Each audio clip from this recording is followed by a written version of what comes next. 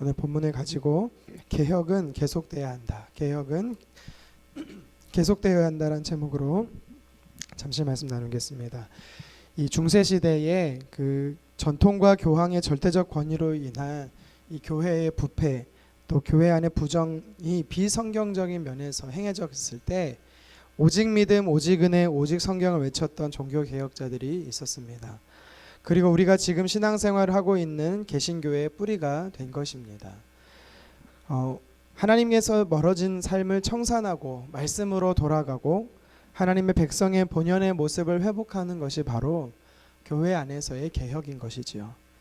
그래서 개신교회들은요, 이런 표현을 외칩니다. 개혁된 교회는 항상 개혁되어야 한다. 이 외침을 저와 여러분들이 마음에 새기고 이 종교개혁의 후예들로서 우리는 항상 하나님의 말씀을 삶의 기준으로 삼고 또 내 삶에서 내가 말씀에서 멀어지고 있지는 않는지 날마다 말씀으로 우리의 삶을 비춰야 할 것입니다. 오늘 본문에 보면 남유다 16번째 왕이었던 요시야 왕이 종교개혁을 단행하고 있습니다.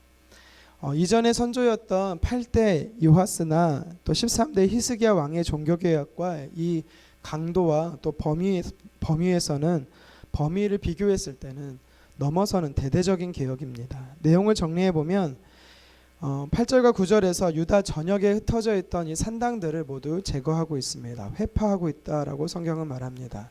그리고 제사장들을 구별시켰습니다. 10절에서는 밀곰신에게 사람을 제물로 바치는 몰렉 숭배가 행해졌던 도벳을 더럽게 하였습니다. 여기서 더럽게 한다라는 뜻이 무엇이냐면 부정하게 한다라는 뜻입니다. 사람이나 또 장소나 물건이나 부정하게 된다라고 했을 때 구약의 율법에 보면 함께 할 수 없는 겁니다. 다시 말해서 예를 들면 나병 환자가 부정하게 됐다라고 하면 사람들은 그 사람과 구별되어야 했던 것을 우리가 잘 기억하지요. 장소를 구별했다라는 것은 더 이상 사람들이 그곳에 가지 못하게 한 것입니다. 그러니까 더럽혔다, 부정하게 됐다, 회파했다 비슷한 의미로 이해하시면 되겠습니다. 이어서 11절에서 14절에 보면 요시야 왕보다 앞선 그의 아버지 아몬과 할아버지 므낫세가 이 선왕들이 범했던 많은 우상 숭배들을요 척결하지요. 예루살렘 성과 성전 안에서 자행된 가증한 우상들을 모두 회파합니다. 먼저는요 전역에 흩어져 있던 산당들을 제거하고 또 그가 머물렀던 예루살렘과 예루살렘 성전을 또 회복하는 그의 개혁의 모습은 여기서 멈추지 않고 15절에 보면 북이스라엘의 영토에 해당했던 이 베델, 어쩌면 지금의 남유다와 북이스라엘의 모든 우상 숭배가 시작되었던 이 베델의 금송아지 제단까지 요시야 왕이 헐어버립니다. 그러니까 요시야 왕의 종교개혁이 광범위하고 철저히 진행된 것을 우리는 말씀을 통해 볼 수 있는 것이죠. 가히 전무후무한 종교개혁을 진행한 요시야 왕을 보면서 우리는 그가 하나님을 얼마나 사랑했고 하나님을 향한 열심과 열정이 뜨거웠는지를 도전받게 되는 것입니다.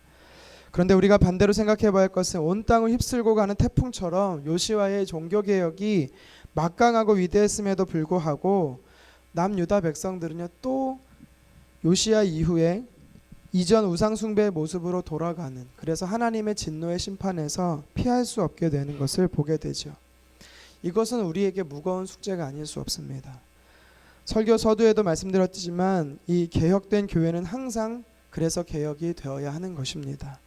한번 이것을 다시 한번 우리 마음속 깊이 생각해 보기 원합니다. 자, 그렇다면 오늘 본문이 우리에게 요시야의 종교개혁이 우리에게 주는 메시지가 무엇인지를 몇 가지 살펴보도록 하겠습니다. 첫 번째로 이 요시야의 종교개혁이 우리에게 주는 영적 메시지는, 첫 번째는 개혁은 안에서부터 밖으로 시작되어야 한다라는 것이죠. 안에서부터 밖으로 개혁이 시작되어야 합니다. 다른 말로 표현하면 나부터 시작해서 다른 사람에게로 흘러가야 된다라는 것입니다. 이 요시야의 종교개혁의 진행에는 순서가 있었습니다. 먼저 산당을 제거하고 예루살렘 그리고 성전에 있던 우상숭배를 제거하는 것이었습니다. 철저하게 남유다에서 시작된 개혁이었습니다. 그런데 개혁이 여기서 끝난 것이 아니라 요시야는 북이스라엘의 베델에 금송아지 제단까지 헐어버렸습니다. 남유다에서 시작된 개혁은 과거 북이스라엘의 지역까지 확장된 것이지요. 요시야는 이중적이지 않았습니다. 무슨 뜻이냐면 대부분의 사람들은요, 자신에게 있는 거대한 들보는 보지 못하면서 이 나의 것, 자신의 것을 바꾸려 하지 않고 다른 사람에게 있는 아주 작은 티끌을 보고 흠잡고 지적하고 뭔가 바꾸려고 합니다. 나는 그렇게 살지 않으면서 다른 누군가는 그렇게 살라고 강요하는 것이지요. 내게는 굉장히 관대하고 남에게는 엄격한 사람의 특징입니다. 그런데 진짜 영향력은요, 내 안에서 먼저 시작된 개혁인 것입니다. 우리가 누군가에게서 예수님을 닮고자 외치기에 앞서 내가 예수님을 먼저 닮고 있지 못한다면 내 자신이 먼저 예수님 닮기를 간절히 소망합니다. 예수님의 리더십이 이와 같습니다. 예수님께서는요, 제자들에게 기도를 가르치실 때 기도를 해라라고 먼저 말하기에 앞서 기도하시는 삶을 먼저 보여주셨습니다. 그래서 제자들이 따라오도록 하신 거지요. 예수님에게서 시작된 기도의 거룩한 습관은요, 제자들에게 흘러갔습니다. 예수님은 앉아서 명령하시는 분이 아닙니다. 나를 따라 오라 명하시면서 예수님이 먼저 앞서 가신 것을 우리는 기억합니다. 먼저 제자들의 발을 씻기셨던 분이 바로 예수님이시죠. 사실 여러분, 이런 이야기가 사실 제가 제일 하기가 어려운 부분입니다. 저 스스로 먼저 묻습니다. 내가 이런 말할 자격이 있을까? 나는 그렇게 살고 있지는 못하는데. 여러분, 그렇습니다. 저도 마찬가지지만 여러분들도 먼저 마음의 무거운 부담감을 갖고 하나님의 말씀을 나에게 먼저 비춰보기를 간절히 소망합니다. 요시야의 개혁이 진행된 방법을 보면서 내 안에 하나님의 말씀으로 먼저 회복이 되어야 하나님의 말씀이 흘러서 누군가에게 영향력이 흘러가는 것입니다. 계속해서 오늘 본문의 말씀을 보면 이 요시야의 개혁을 통해서 우리에게 성경이 도전하는 메시지가 무엇이냐면 개혁에는 타협이 없다라는 것입니다. 여러 정치적인 이유가 아니더라도 오늘 본문에 보면 요시야의 개혁이 현실적인 문제를 두 가지 이상 직면하게 됩니다. 어떤 문제에 직면하냐면 사람들이 일자리를 잃게 되는 문제를 낳는다라는 거죠. 각 산당에서 제사의 직무를 보던 제사장들이 있었습니다. 산당들이 몇 개인지는 정확히 알 수 없지만 지역마다 있었다라고 생각하면 됩니다. 그리고 좀 큰 대부분의 산당은 작은 산당들이지만 어떤 산당들은 규모 면에서 컸을 것이고 제사일을 감당하는 사람은 많았을 것입니다. 그런데 요시야 왕이 이 산당들을 모두 헐어버렸다라고 말합니다. 산당에서 생계의 문제를 해결하던 사람들은 하루아침에 일자리를 잃어버리게 된 것이지요. 여러분, 노사 문제가 왜 이렇게 항상 이슈가 되냐면 잘 해결되지 않으냐면 일자리, 생계와 관련이 된 거죠. 자신뿐 아니라 딸린 식솔들이 많습니다. 그래서 죽느냐 사느냐 문제가 달렸기 때문에 절대 물러서기가 어려운 부분인 거죠. 죽기 살기로 싸우는 것입니다. 서울시에서 노상에 그냥 장사하는 불법을 행하는 사람들을 왜 쉽게 없애지 못합니까? 불법 유흥업소를 왜 쉽게 없애지 못합니까? 생계에 직면하게 있기 때문이죠. 담합을 해서라도 부끄러움을 무릅쓰고라도 밖으로 시위를 하게 되는 것이 생계와 관련이 되는 것입니다. 요시야는 이 현실 문제를 직면해야 했습니다. 또 요시야에게 있어 현실적인 문제가 무엇이냐면 우상 숭배를 자행하던 곳이지만 역사가 깊어지면 그만큼 문화재가 되는 것이죠. 우리나라의 경주에 가보면 여러분 인터넷에서 경주에 가볼 만한 곳을 한번 검색해 보십시오. 제일 먼저 불국사가 나옵니다. 불국사는요, 신라시대 지어진 절이지요. 역사가 있습니다. 우리나라의 문화재 502호입니다. 심지어 관광지가 되었죠. 이것을 회파하게 되면 어떻게 될까요? 우리가 단순히 벌금형이 아니라 심각한 죄에 해당하는 것이죠. 15절에 요시야가 베델에 세운 제단과 산당을 헐었는데 이곳은 역사가 300년이 넘는 역사가 지속되었습니다. 국보 내지는 보물로 지정되는 곳을 헐다는 것은 엄청난 현실적인 문제에 직면하게 되는 것입니다. 요시야가 그런데 어떻게 했습니까? 단호함을 볼 수가 있습니다. 역사적 보물이 사라지고 재정적 부담이 들더라도 심각한 사회 문제를 야기할 수 있더라도 요시야는 멈추지 않고 타협하지 않고 진행하는 것을 보게 됩니다. 아마도 요시야의 종교계에서는 엄청난 예산이 들어갔을 겁니다. 산당에서 생계를 유지하던 자들을 잠재우기 위해서 구절하 번절에 어떻게 합니까? 그들에게 무교병을 먹였다라고 이야기합니다. 어느 정도 그들에게 생계를 유지시켰던 거죠. 베델의 제단에서 들어오는 수입도 모두 포기해야 했습니다. 하지만 성경은 우리에게 말합니다. 우리가 하나님과 관계가 물질보다 더 중요하고 사람들과의 따가운 사람들과의 관계보다 하나님 관계가 더 중요하다라는 것을 이야기하지요. 하나님과의 관계 회복이 다른 것으로 뒷전이 돼서는 절대 안 된다라는 것입니다. 하지만 그런다 할지라도 우리는 절대로 포기하고 타협하고 오늘 성경에서 힘들고 어렵고 또 때로는 지칠 수 있어도 성경은요, 그런다 할지라도 하나님의 말씀으로 회복하는 것을 절대 포기하지 말고, 말씀은 하나님으로 돌아가는 것은 늘 직진밖에 없다라고 이야기하고 있습니다. 마지막으로 요시아의 개혁을 통해 우리가 도전받는 메시지는요, 하나님께서 그 개혁을 기뻐하신다라는 겁니다. 하나님은요, 교회의 개혁을 기뻐하십니다. 본문 17절에 요시아가 베델에서 우상들을 제거하면서 무덤들을, 해골들을 파헤치는데 조금 특별한 비석과 묘지를 하나 발견하지요.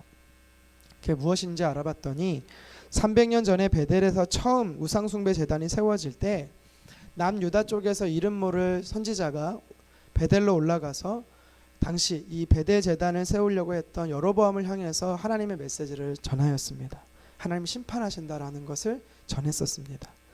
그게 어디 나온 내용이냐면 열왕기상 13장 2절에 나오는 이야기입니다. 그런데 이때 참 신기하게도 300년 전에 있었음에도 불구하고 무명의 남유다 선지자가 뭐라고 예언하냐면 다윗의 자손으로 태어날 요시아를 통해서 제단을 헐게 될 것이다라고 이야기를 합니다. 여러분, 요시아 왕은요, 이 사실을 미리 알고 있지 못했습니다. 그는 남유다로부터 시작된 이 우상숭배 척결을 시작으로 북이스라엘까지, 물론 지금에는 북이스라엘이 멸망했지만 그 당시 아수르 영향력에 있었던 땅이지만 그 우상숭배 근원지가 됐었던 이 베델의 가증스러운 제단을 그는 헐고 나서 하나님께서 300년 전에 그것을 예언했다라는 것을 깨닫게 되는 것이지요. 시간과 역사의 주인이신 하나님께서요, 신실히 그 뜻을 이루어 가시는 것을 우리는 볼 수가 있습니다. 뿐만 아니라 개혁을 단행하던, 어쩌면 지치고 외롭게 홀로 싸워야 하고 많은 사람들의 반대에 부딪혔고 많은 물질의 어려움이 있었지만 어쩌면 하나님께서요, 요시아에게 응원하고 계시고 요시아를 격려하고 있는 것을 우리는 볼 수 있다라는 거죠.